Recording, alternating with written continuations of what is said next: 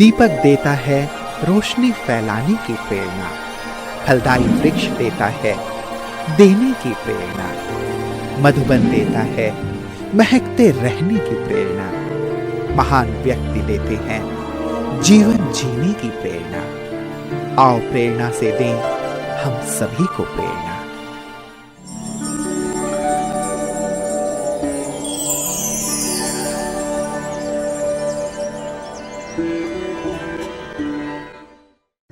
सतना मध्य प्रदेश राज्य का एक मुख्य जिला है। सतना मध्य प्रदेश के स्मार्ट शहरों में से एक है।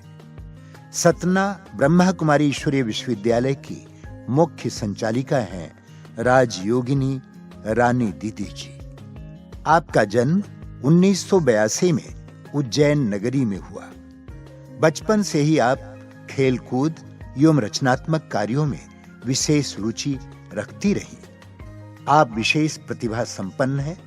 आपने अपनी छोटी से बड़े बड़े ट्रक, पानी के जहाज और रेल इंजन को भी खींचने का Guinness book of world record एवं लिम्का बुक रिकॉर्ड्स भी प्राप्त किया है।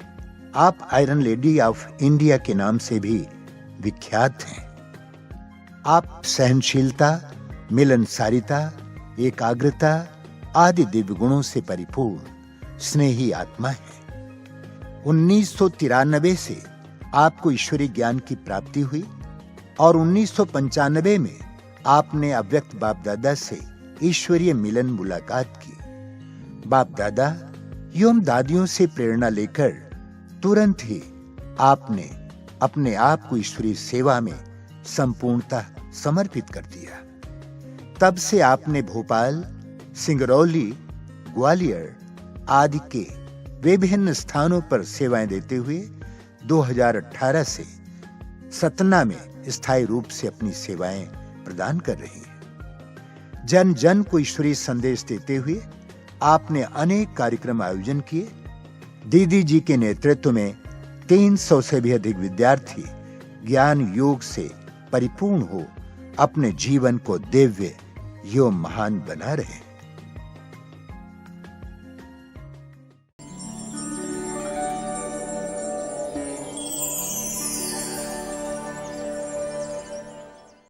ओम शांति। मेरा जन्म उज्जैन शहर में नाना नानी के घर हुआ। बचपन में बहुत शरारती थी। शरारत भी इस तरह की जैसे आम बच्चे नहीं करते हैं या आम बहनें नहीं करती हैं। और गांव में हमारा जो लौकिक घर है, माता पिता जाखलौन जो झांसी के पास है, झांसी और ललितपुर के पास, वहाँ पर रहते थे। गांव का माहौल और मेरी शरारतें। मेरी जो दीदी थी उनकी शादी हो गई थी 11 वर्ष की जब वो थी। सभी को ये लगता था कि जो बहनें होती हैं वो बहनें सिर्फ पराए घर का धन होती हैं, तो उनको सिर्फ काम सिखाना होता है। मुझे भी बहुत फोर्स करते थे मम्मी पापा, दादा दादी कि मैं घर के काम सीखूं। और मुझे लगता था कि काम सीखना मतलब भोजन बनाना ये एक डिग्री है जो आपको प्राप्त हो जाएगी तो आपको ससुराल भेज दिया जाएगा या शादी हो जाएगी। इसीलिए मैं काम नहीं सीखा मैंने। और ऐसे ही दिन बीतते रहे, मैं बड़ी हो गई। 11 वर्ष की हुई तब मुझे पहली बार ब्रह्मा कुमारी ईश्वरीय विश्वविद्यालय का ज्ञान मिला। ज्ञान माता जी के द्वारा मिला और जैसे ही ज्ञान मिला, भगवान का परिचय मिला, मैं ब्रह्मा कुमारी ईश्वरीय विश्वविद्यालय में आ गई। भोपाल जोन के अंदर सिंगरौली में। वहाँ पर अवधेश बहन जी ने कन्याओं के लिए बहुत सुंदर हॉस्टल खोला हुआ था, जहाँ पर हम बहनें पढ़ाई भी करते थे। आध्यात्मिक पढ़ाई और लौकिक पढ़ाई दोनों पढ़ाई करते थे और जीवन जीने की कला भी सीखते थे। ये मेरे ज्ञान की शुरुआत, आध्यात्मिक जीवन की शुरुआत थी। मुझे भगवान से बहुत ज़्यादा प्यार नहीं था, अपने जीवन से बहुत प्यार था। सिर्फ इसीलिए मैं ब्रह्मा कुमारी आश्रम में आई थी कि मेरी शादी ना हो, जीवन को बचाना था, मुझे शादी नहीं करनी थी। और जब धीरे धीरे भगवान से प्यार हुआ, शिव बाबा से प्यार हुआ, तो मुझे पता चला कि जीवन की सुरक्षा, जीवन का सही मतलब यही है।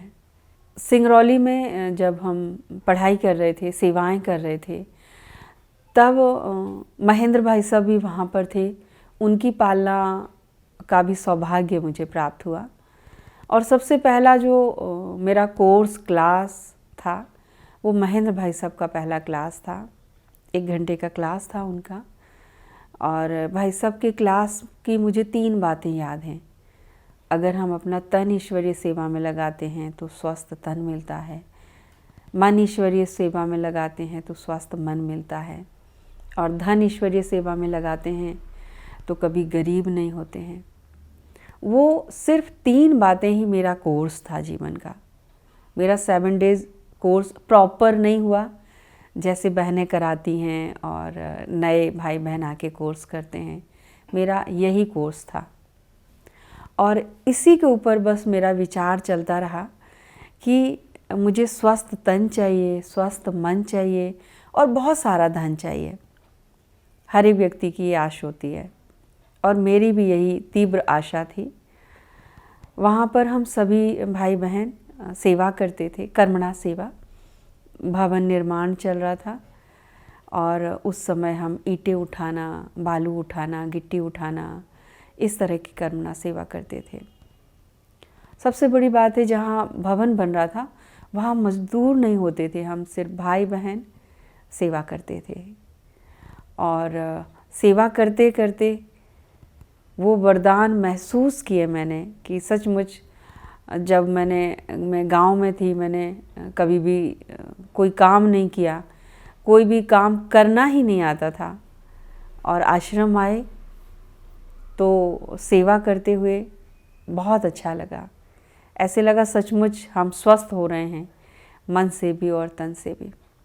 मधुबन जाने के लिए, क्योंकि अवधेश बहन जी ने टीम बनाई हुई थी ड्रामा पार्टी के नाम से, तो हम सभी बहनें वहाँ पर ड्रामा करते थे, जगह जगह कर्मणा सेवा करते थे, ज्ञान सुनाते थे। मुझे ज्ञान सुनाना ज़्यादा अच्छा नहीं लगता था, ड्रामा करना बहुत अच्छा लगता था। तो ड्रामा करते करते फिर मधुबन के लिए भी, ड्रामा के लिए बहन जी ने बोला, अवधेश बहन जी ने, कि वहाँ पर प्रोग्राम भी करना है और मधुबन जाना है, बाबा मिलन करना है। तो मधुबन जाने के लिए हम सभी बहनों को बड़ी बहन जी अवधेश बहन जी ने, अवधेश दीदी ने तैयार किया और हम सभी मधुबन जाने के लिए तैयार हुए। मधुबन के नाम से ही बहुत अच्छा लगने लगा। जिस हिसाब से वर्णन किया था कि धरती पर अगर स्वर्ग देखना है तो मधुबन है। वैसे भी सुना था कि मरने के बाद ही स्वर्ग दिखाई देता है, लेकिन जीते जी स्वर्ग देखने का मौका मिल रहा था तो वो अनुभूति बहुत अलग थी, बहुत अच्छी थी। और इस प्रकार मधुबन की तैयारी की और अवधेश दीदी हम सभी को मधुबन ले गए। जब पहली बार मधुबन गए तो सचमुच लगा कि स्वर्ग में आ गए। चारों तरफ फरिश्ते और शांति की दुनिया, बहुत अच्छा वातावरण। वहाँ जाकर बाबा मिलन था। पहला बाबा मिलन हमारा शांतिवन, जब 95 में हॉल बना नहीं, पंडाल लगे हुए थे वहाँ पर, और वहाँ पर बाबा मिलन हुआ। बाबा मिलन भी इतना अनोखा हुआ, इतना अद्भुत हुआ कि वो अनुभूति आज भी मेरे दिल और दिमाग में है। जब याद करती हूँ पहला बाबा मिलन तो ऐसे लगता है अभी भी मैं वैसे ही बाबा से मिलन मना रही हूँ।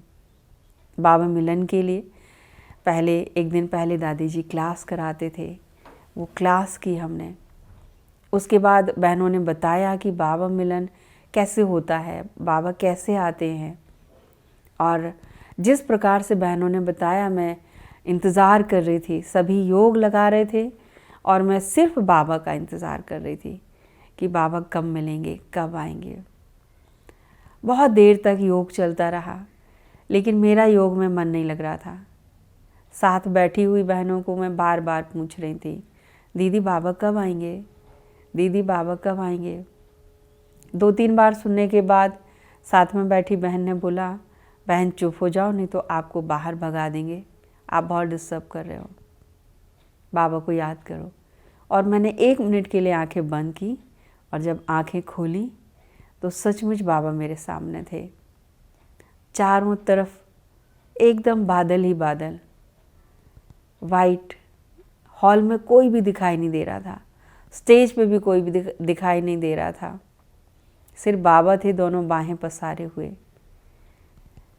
और शायद उस दौरान बाबा की प्रवेशता हुई। दादी जी को जिस प्रकार से झटका लगता है ऐसे हुआ होगा, मैंने वो नहीं देखा। और मैंने जैसे ही आंखें बंद की, पलकें झपकाईं और बाबा चले गए। तो मैंने कहा कि दीदी बाबा चले गए। तो उन्होंने कहा बाबा चले नहीं गए, बाबा आ गए। तो मुझे लगा कि बाबा तो चले गए और बहन बोल रही है कि बाबा आ गए। मेरी समझ में नहीं आया और उन्होंने कहा तुम बाहर जाओ नहीं तो तुम बाबा मिलन नहीं करने दोगे। और मैं उसी अनुभूति के साथ, उस दृश्य के साथ मैं हॉल से बाहर निकली और चारों तरफ मुझे वही दिखाई दे रहा था। जब कभी भी मैं पेड़ पौधों को देखती थी तो उनको तोड़ देती थी, फूल तोड़ देती थी, शरारती दिमाग था। लेकिन जब वो दृश्य देखा इसके बाद कुछ भी शरारत करने का मन नहीं कर रहा था, चलने का भी मन नहीं कर रहा था। बस मैं एक जगह बैठ गई। मुझे वो स्थान भी याद नहीं है कि मैं कहाँ बैठी थी। और जब तक बाबा हॉल में रहे मैं पूरे टाइम उस अनुभूति में खोई रही कि मेरे सामने बाबा दोनों बाहें पसारे हुए सिर्फ मुझे बुला रहे हैं। और सभी बहनें आईं, सब ने कहा चलो भोजन पे। मुझे बिल्कुल मन नहीं कर रहा था मैं कुछ खाऊं, नहीं तो मेरी आंखें ही भोजन का सुन के खुलती थी। मैं गई, मैंने सिर्फ भोग खाया, वो खीर खाई और मैं जैसे तृप्त हो गई। बाबा मिलन और बाबा का भोग, आज भी मुझे वो भोग का स्वाद, वो टेस्ट याद है और वो बाबा मिलन की अनुभूति आज भी मेरे दिमाग में है। इस तरह से पहली बार मधुबन जाना हुआ और बाबा से मिलना हुआ। वैसे उस समय तक या अभी तक बाप दादा का पर्सनल वरदान देने का पार्ट तो पूरा हो चुका था। इसीलिए बड़ों ने जो मुझे वरदान दिया, बड़ी दीदी अवधेश दीदी मुझे हमेशा ही एक वरदान देती हैं कि तुम वर्तमान की रानी हो और विश्व की महारानी हो। तो मेरी सेवाएं, मैं सेवा करते हुए हमेशा इसी नशे में रहती हूँ कि मैं भविष्य की महारानी हूँ। बड़े जो वरदान देते हैं शायद हमारे अंदर कुछ कलाएं देखते हैं, इसलिए वो वरदान देते हैं। और बड़े जब वरदान देते हैं हम उस रीति से स्वीकार कर लेते हैं तो वो वरदान फलीभूत हो जाते हैं। उनके वरदानों को मैं फलीभूत करते हुए सचमुच भविष्य में उस पद को प्राप्त करूंगी। ये मेरा पुरुषार्थ भी है और लगन भी है। मुझे टीचर बनने की प्रेरणा इस तरह मिली, जैसे मैंने शुरू में बताया, मैं गांव में शरारती लड़की थी। मुझे कोई भी देख के मुस्कुराता नहीं था क्योंकि कुछ ना कुछ उनका तोड़ा फोड़ा बिगाड़ा हुआ होता था। पहली बार हमारे गांव में जो 2 दीदियां आईं, वो दीदियां नहीं थी, साक्षात देवियां थी, क्योंकि उन्होंने मुझे देख के मुस्कुराया और मुझे उनकी मुस्कुराहट, उनकी सादगी इतनी भा गई और मैंने सोच लिया कि मुझे अपना जीवन ऐसा बनाना है। मुझे ये भी नहीं पता था ऐसे जीवन बनाने के लिए मुझे क्या करना होगा। उस समय मैंने सोचा कि मुझे ब्रह्मा कुमारी बनना है, सफ़ेद साड़ी पहनना है और उसके लिए क्या क्या गुण चाहिए होंगे वो मुझे बड़ी दीदी अवधेश दीदी से सीखने को मिला कि एक आदर्श ब्रह्मा कुमारी बनने के लिए क्या क्या चाहिए। भाई साहब ने कहा कि तुम्हें पार्टी लेके जाना है मधुबन। अचानक कुछ ऐसा प्रोग्राम बना कि जिस बहन ने पार्टी तैयार की थी उसका जाना कैंसिल हुआ, उसका स्वास्थ्य ठीक ना होने के कारण। और मुझे भाई साहब ने बोला, उस समय तक मैं उससे पहले सूट पहनती थी, साड़ी पहली बार पहना के भाई साहब ने भेजा। और जब मैंने साड़ी पहनी तो मैंने सोचा मेरा सपना पूरा हो गया, मैं यही तो बनना चाहती थी। और जब मैं भाई साहब के सामने गई तैयार होके, तो भाई साहब ने कहा तुम अभी तक नहीं गई स्टेशन? मैंने कहा नहीं भाई साहब, मैं तो तैयार हो रही थी। तब तक मेरी ट्रेन छूट चुकी थी और जिनको मुझे लेके जाना था वो स्टेशन पे मेरा इंतज़ार कर रहे थे। और मैं टिकट लेके जब स्टेशन पहुंची तो सब ने मुझे बहुत डांट लगाई और मेरे से बोला कि आपको ब्रह्मा कुमारी किसने बना दिया? तो मैंने उनसे बोला थोड़ा साइड में हटिए। मैं बैठी और सोचने लगी कि मुझे ब्रह्मा कुमारी किसने बनाया। मैं बनी, मेरा मन था बनने का, लेकिन बनाया किसने, ये सोचा। और फिर बाबा को याद किया और बाबा से बोला आपने ही मुझे ब्रह्मा कुमारी बनाया, इसलिए आप ही ये सब ठीक करिए। तो बाबा के ऊपर भरोसे का ये अनुभव है कि वो ट्रेन थोड़ी देर में स्टेशन पे वापस आ गई, क्योंकि आगे कोई एक्सीडेंट हुआ था और वो उस एक्सीडेंट के कारण ट्रेन आगे नहीं जा सकी, पीछे आई। और मैं पार्टी लेके गई और बाबा के ऊपर इतना भरोसा हो गया कि भगवान के अलावा ऐसा कोई नहीं कर सकता। लोग कहते हैं कि मेरे लिए ट्रेन लेट हो गई, 2 घंटे 3 घंटे भगवान ने ट्रेन लेट कर दी, बाबा ने ट्रेन लेट कर दी। और मैं तो कहती हूँ मेरे लिए बाबा ट्रेन वापस ले आया।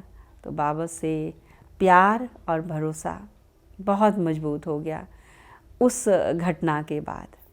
बाबा के साथ का अनुभव, बाबा के प्यार का अनुभव तो हर पल होता है, हमेशा होता है, हर एक को होता है। लेकिन कुछ अनुभव ऐसे विशेष होते हैं जो दिल पे छप जाते हैं। ऐसा ही मेरा अनुभव है। मैं गिनीज़ वर्ल्ड रिकॉर्ड के दौरान ट्रक खींचने के लिए ट्रक के सामने खड़ी थी।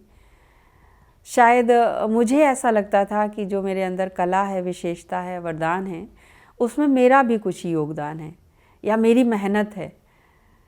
जैसे ही मैंने बाबा को याद किए बिना ट्रक खींचा तो फर्स्ट टाइम पे से नहीं खींचा।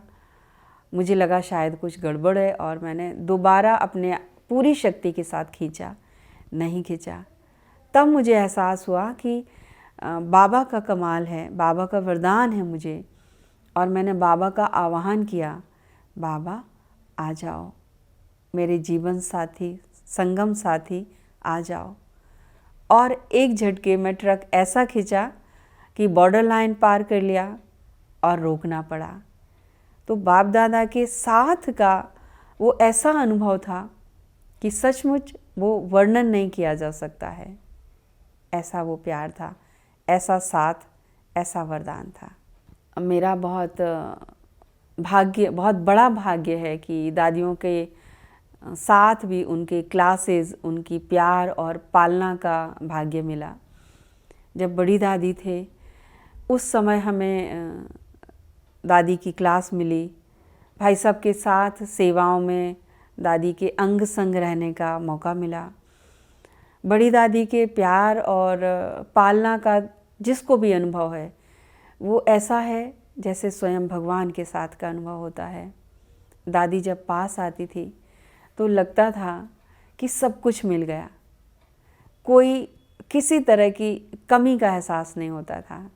और दादी के वो बोल कि क्या खाओगे, क्या चाहिए, दादी से बोलना, दादी देगी, दादी इच्छा पूरी करेगी, कभी किसी से नहीं मांगना। पर्सनली जब हम बहनों से मिली दादी पहली बार तो दादी ने कहा कभी भी किसी से कुछ नहीं मांगना, कुछ चाहिए हो तो बाबा से मांगना, दादी से मांगना, दादी देगी।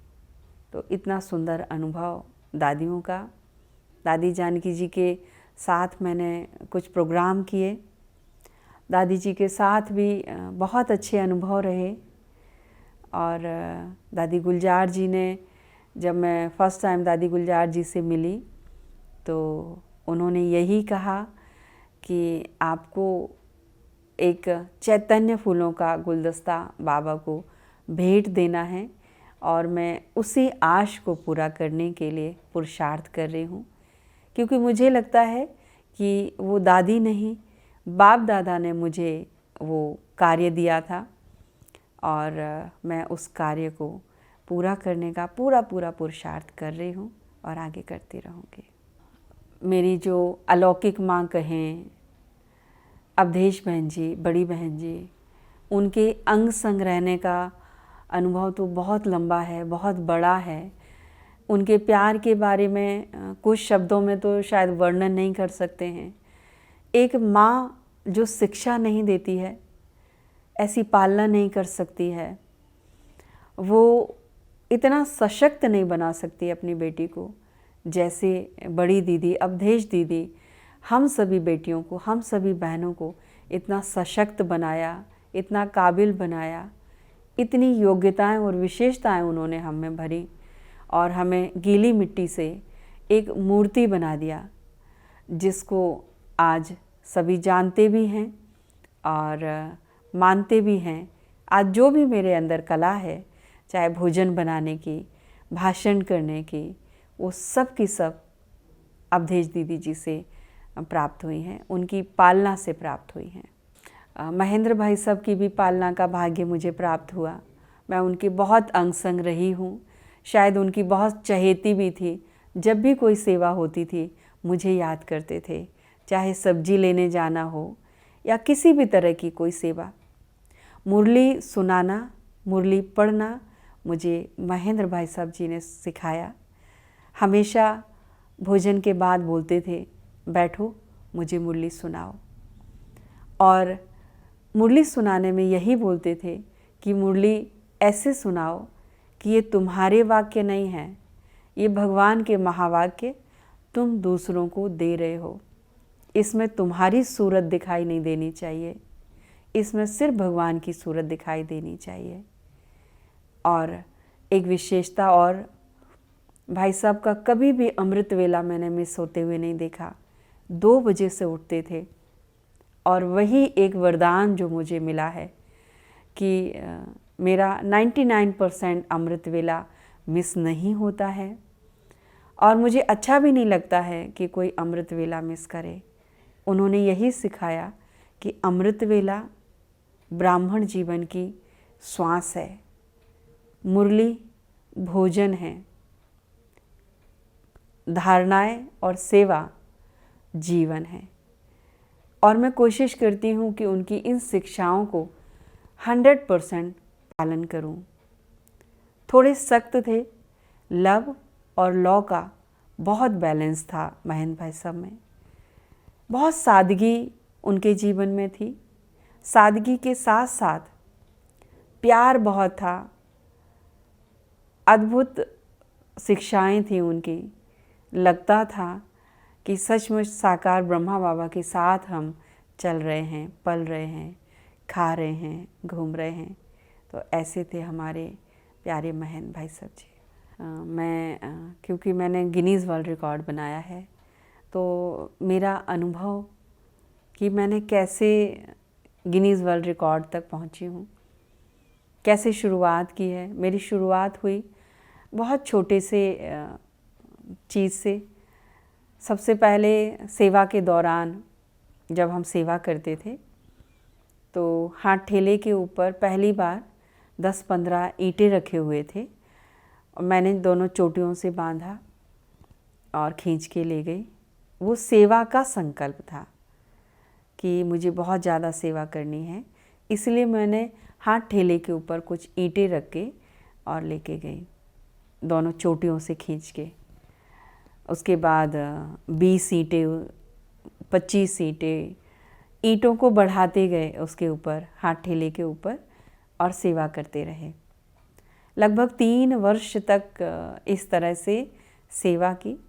शायद वो प्रैक्टिस कह लीजिए या खेल कह लीजिए, शौक़ कह लीजिए। 3 वर्ष के बाद मैंने पहली बार अपने स्कूल में, जहाँ 5th क्लास तक पढ़ाई की थी, उस स्कूल में जीप खींची चोटी से। तब मुझे इनाम भी मिला और मेरे पापा को किसी ने बताया कि आपकी बेटी के अंदर जिन्न प्रवेश कर गया, भूत प्रेत की प्रवेशता हुई है। तो पापा ने मुझे झाड़ फूंक वाले से झाड़ भी करवाया और ताबीज़ बनवाया। उसके बाद 6 महीने के बाद फिर मैंने मिनी बस खींची। उसके ठीक 6 महीने के बाद मैंने ट्रक खींचा। उसके 1 साल के बाद मैंने कोरिया जाकर डबल डेकर बस खींची और 2008 में मैंने लिम्का बुक ऑफ रिकॉर्ड बनाया। उसके बाद ट्रेन का इंजन खींचा, पानी का जहाज़ खींचा। 2011 में गिनीज़ वर्ल्ड रिकॉर्ड बनाया और 2019 में लंदन ब्रिटिश पार्लियामेंट में मुझे सम्मानित किया गया।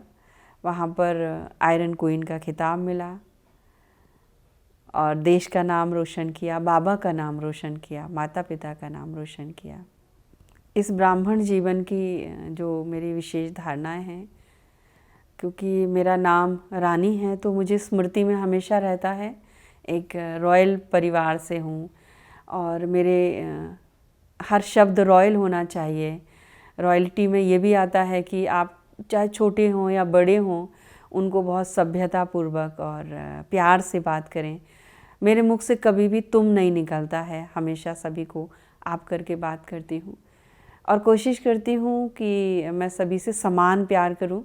ये मेरे ब्राह्मण जीवन की धारणा है। वर्तमान समय मैं अपने स्वास्थ्य और स्वस्थिति पर ध्यान दे रही हूँ। मैं स्वस्थिति बना रही हूँ, उसके लिए पुरुषार्थ कर रही हूँ और साथ साथ स्वास्थ्य का भी ध्यान रखती हूँ, क्योंकि दोनों ही चीज़ें संपूर्ण बनने के लिए बहुत ज़रूरी है। या जो हमने लक्ष्य बनाया, जो मैंने लक्ष्य बनाया है, जिस पद के लिए, जो प्राप्ति के लिए, उसके लिए दोनों चीज़ें बहुत ज़रूरी है। मैं सेवाओं को भी ध्यान में रखती हूँ, लेकिन सेवाओं के कारण मेरा स्वास्थ्य डिस्टर्ब हो जाए या स्वस्थिति ऊपर नीचे हो, ऐसा मैं नहीं करती हूँ। इस चीज़ का बहुत ध्यान रखती हूँ कि मेरा स्वास्थ्य भी ऊपर नीचे नहीं हो और स्वस्थिति भी ऊपर नीचे नहीं हो। अंतिम समय की जो तैयारी है, जो बाप दादा ने बताई है और मैं पुरुषार्थ कर रही हूँ, मैं वैसा बन रही हूँ कि मैं धीरे धीरे भौतिक चीज़ों से डिटैच होती जाऊँ। मैं हमेशा चेकिंग करती हूँ कि मेरा लगाव कहाँ पर है। क्या लौकिक में अगर मेरी माँ शरीर छोड़ दे तो मैं कैसा फील करूँगी, या मेरे से सब कुछ छिन जाए, मेरे पास कुछ भी नहीं है, तो क्या मेरी स्थिति ऊपर नीचे होती है। तो मैं वर्तमान समय जो मेरा पुरुषार्थ है, दुनिया से डिटैच होने का और बाप दादा से अटैच होने का पुरुषार्थ करती हूँ। मैं ब्राह्मण भाई बहनों के लिए मेरा एक विशेष संदेश है। हमने सब कुछ छोड़ दिया है, अभी सिर्फ जो रॉयल रूप से मेरा मेरा है, उससे हम अपने आप को मुक्त कर लें, क्योंकि मुझे लगता है हमारे लिए सबसे बड़ा पेपर वही है कि ये मेरा है, ये मेरा है। हमारा कुछ भी नहीं है, एक बाबा मेरा है और कुछ भी मेरा नहीं है। ये मैंने बहुत गहराई से अनुभव किया है। तो सभी को यही संदेश है भाई बहनों को कि सब कुछ मेरा छोड़ के सिर्फ एक बाबा मेरा और कुछ नहीं। ओम शांति।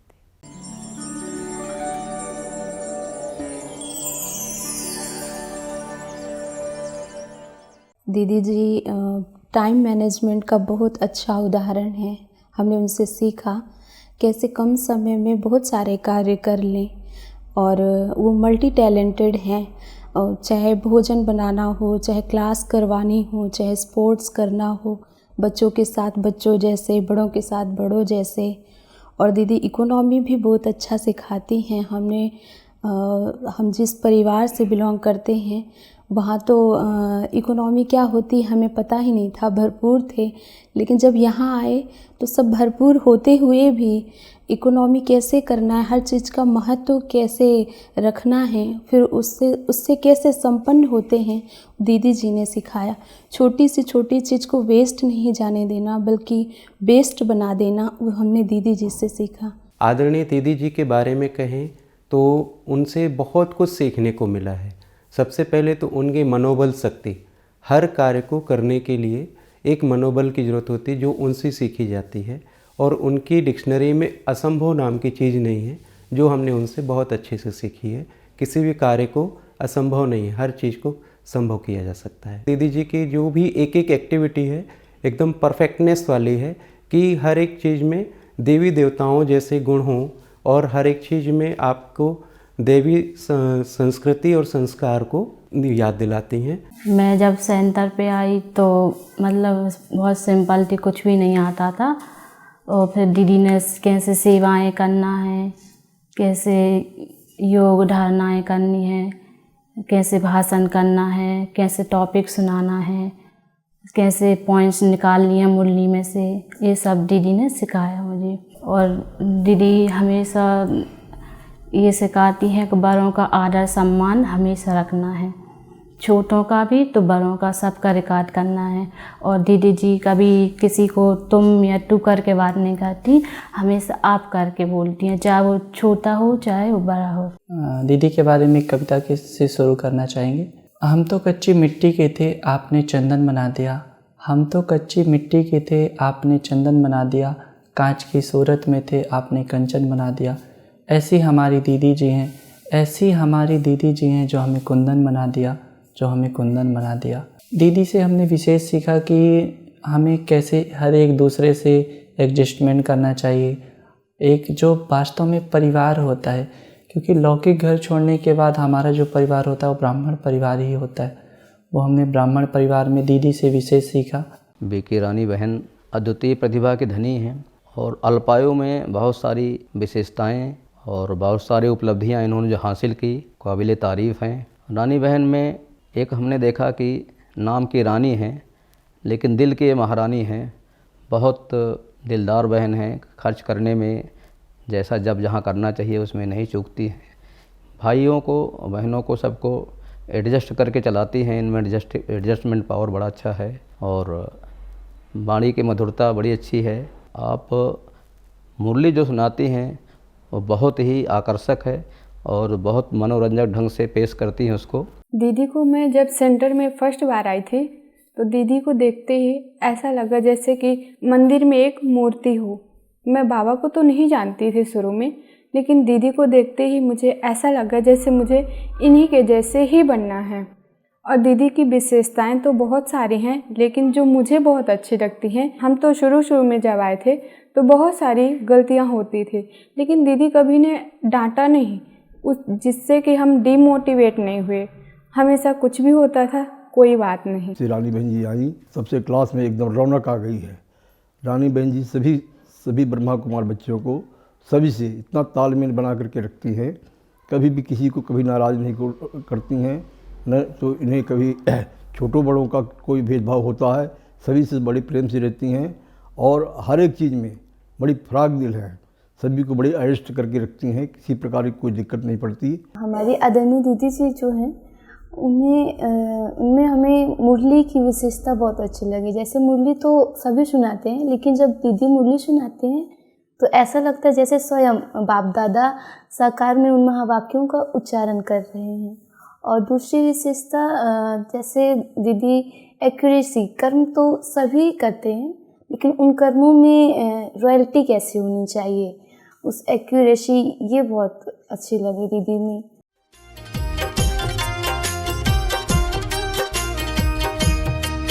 वो मेरा बाबा है, वो मेरा बाबा है, वो मेरा बाबा है, वो मेरा बाबा है।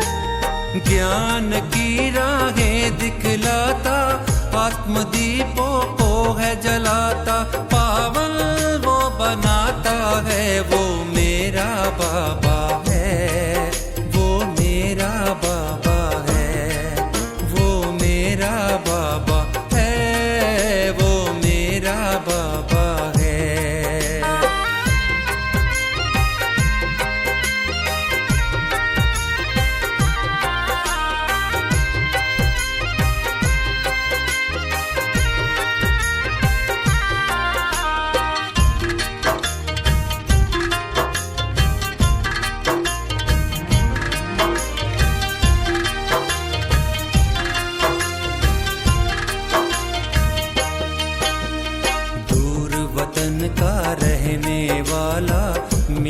बच्चे कहने वाला, दूर वतन का रहने वाला, मीठे बच्चे कहने वाला, करुणा प्रेम दया का सागर, करुणा प्रेम दया का सागर दिल में अपने बसाता है। वो मेरा बाबा है, वो मेरा बाबा है, वो मेरा बाबा है, वो मेरा बाबा है।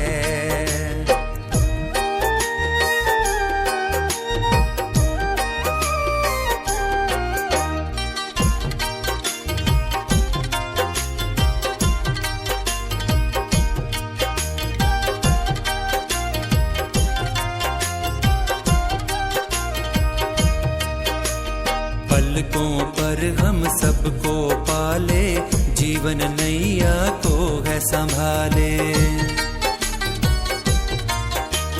पलकों पर हम सबको पाले, जीवन नैया को है संभाले।